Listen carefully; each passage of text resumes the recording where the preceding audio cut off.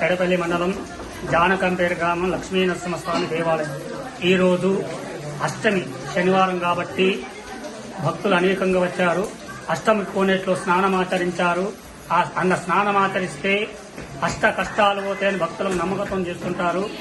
అష్ట ఐశ్వర్య సంపత్తి వస్తుందని చెప్పి, నవగ్రహ దోషమున్నా పోతుందని చెప్పి, సంతానం లేని వారికి సంతానము, సంపద లేని వారికి సంపద కలుగుతుందని చెప్పి ఆ కోనేట్లో స్నానమాచరించి ఓం నమో నారాయణాయ అనుకుంటూ 8 ప్రదక్షిణాలు చేసుకుంటుంటారు.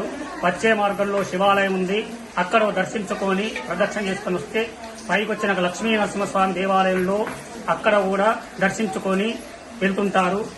పోయే మార్గంలో ఆంజనేయ స్వామి టెంపుల్ ఉన్నది, అక్కడ కూడా వెళ్తుంటుంటారు. ఈ రోజు కూడా సత్యావ్రతాలు కూడా బాగా అవుతున్నాయి.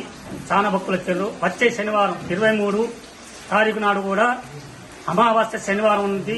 ఆ రోజు కూడా స్నానమాచరించడంతో భక్తులకు అనేక ఫలాలు కలుగుతాయని చెప్పి భక్తులు నమ్మకంతో స్నానమాచరిస్తుంటారు.